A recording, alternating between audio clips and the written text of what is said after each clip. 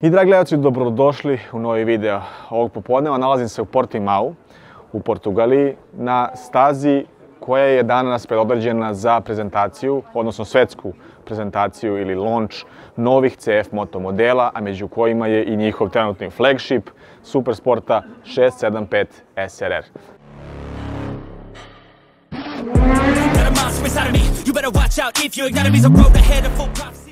Premijerno sada ulazi na naše tržište, odnosno ulazi u prodaju.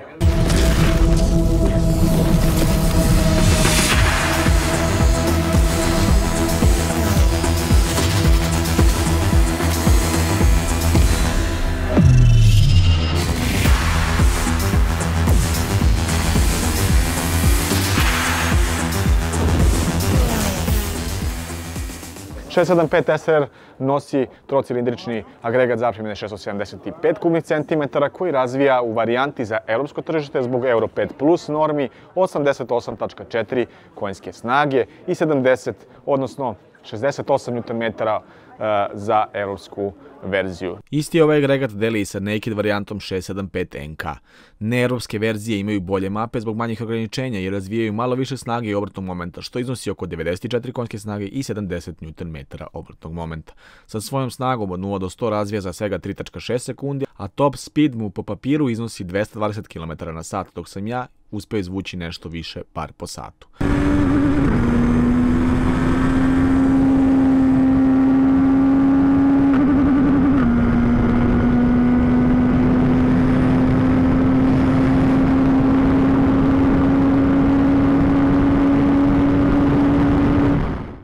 Sam po sebi zaista čini jedan poseban motocikl obzirom da se nalazi u kategoriji trocilindraša. Glavni konkurent Daytona 660, na primjer, od koje je lakši, verovali ili ne, za čitavih 12 kg sa svim tečnostima. 189 kg sa zapreminom rezervoara teži ovaj motocikl, od čega je 15 litara zapremina ovog rezervoara.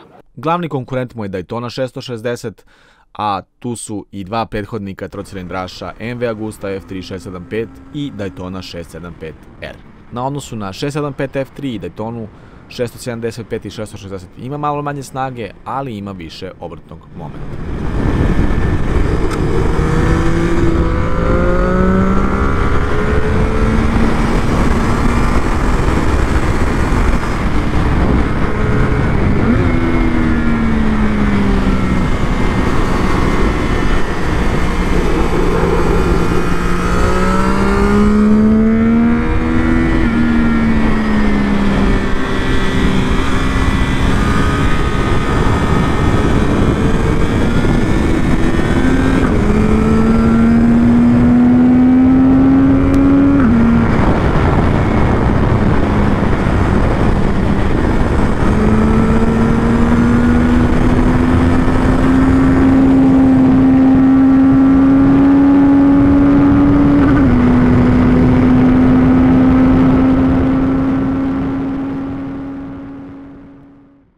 Moderna linija SRR-a prati jedan komplet LED far, naravno LED osvetljenje, aerodinamička krilca, odnosno downforce krila i zadnja linija motora, jedan onako moderni, inovativni dizajn.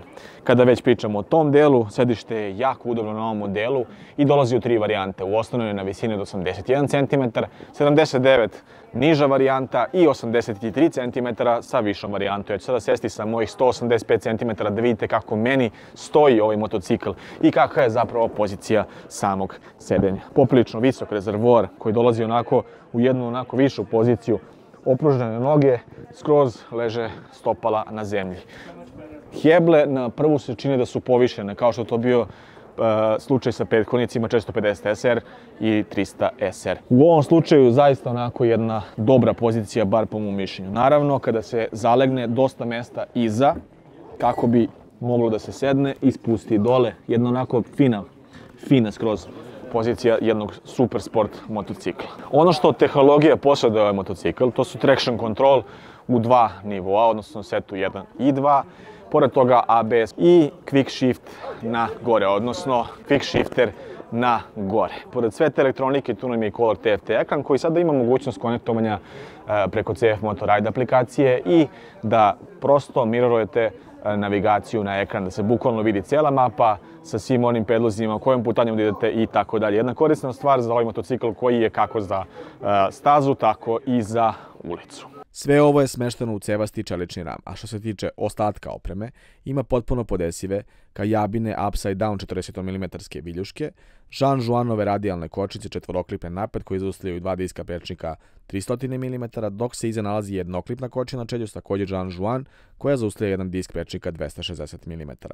A što se dizajna tiče, dizajnirali su ga vrhunski europski dizajneri, tako da je izvajan da ima dosta agresivnih i sportskih linija. Sve ovo je upakovano u cijenu od svega 7.990 evra na našem tržištu, što je realno enormno dobar deal.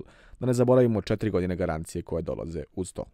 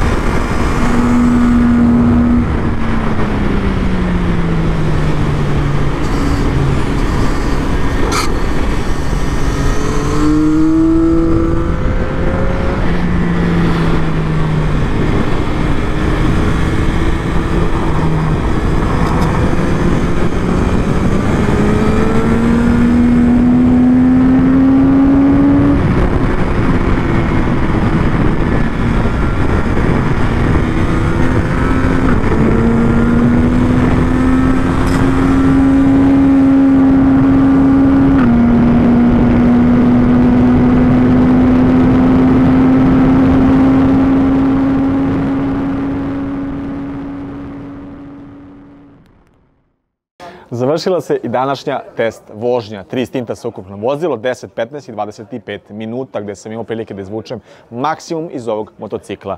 88 konjskih snaga se zaista ne čini nešto ultra mnogo, znam, kao ni 70, odnosno 68 Nm obrtnog momenta, ali kada se kombinuje sa 189 kg sa punim rezervoarom, zaista se osjeća da je to mnogo više. Isporuka snage i obrtnog momenta ide od 4000 obrtaja, pa sve do kraja. Maksimalna brzina od 220 km/h je propisana. Ja sam danas uspeo da izvučem 230 km/h, a jučerašnji rekord je 235 km/h, bar po borcu. Kočenje je zaista jako progresivno, odlično. Ni u jednom trenutku nemate onaj osjećaj da propada nešto, da nije kako treba, da je previše mekano i tako dalje. Znači sve je jače i jače. Ako pričamo o konjskim snagama, verovali ili ne, ovih gotovo 90 konjskih snaga su prelepi za vožnju na ovoj stazi. Zabave, ubrzanja i snage sasvim dovoljno.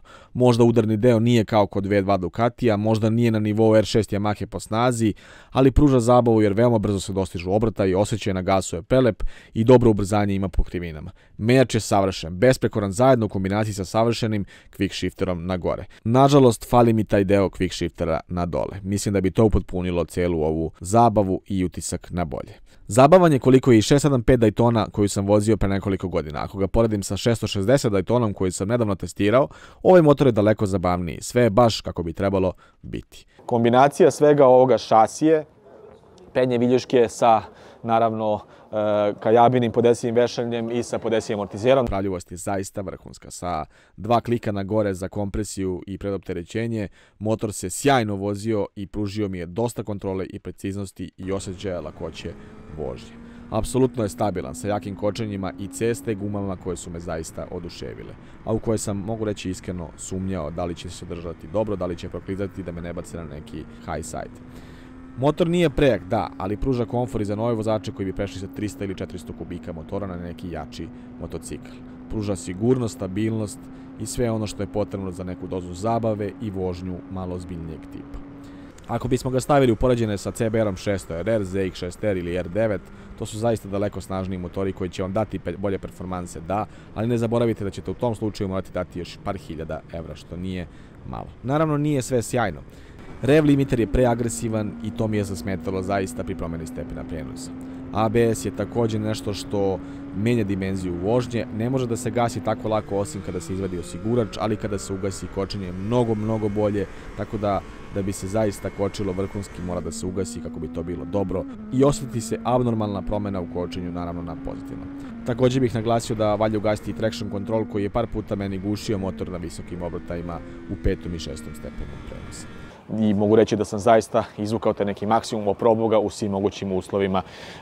Prvo, obaranje ozbiljnije na bilo koju stranu, osjetit ćete kačenje ovog fuzastera ovdje, odnosno ove iglice, kako da nazovemo, na fuzasteru, koja će vas možda iznenaditi u nekom trenutku jer ne očekujete to, ali će vam dodati na zabavi i konekciji sa samim motorom.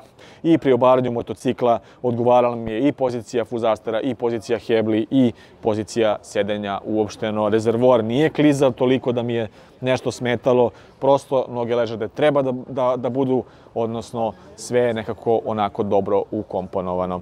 Ako biste zabavu i najbolji odnos uloženog dobijenog, izabrao bih CF-a, ako bih jurio stazu i vremena, onda je za realno dodati još 5-6 hiljada evra i kupiti snažniji motocikl. A težina i sve ostalo su zaista pozitivne stavke. Obzirom na svoju cenu koja je ispod 8000 evra, ovo je definitivno najbolja opcija. Ovo je nešto što je po mom mišljenju do sada najbolje što je CF napravio do sada. Mislim da je to za ovu recenziju, odnosno ovaj test. Ukoliko vam se svidio klip, kliknite na like, subscribe moj kanal i ostavite komentar kako se vama čini novi 675 SRR. Do sljedećeg testa, stay strong! Waiting for my time to shine just like a diamond. When life is rough and I ain't with that funny stuff, I use it all as motivation, but it's hard to have the patience. Watching time fly by might be the hardest thing I have to do in life.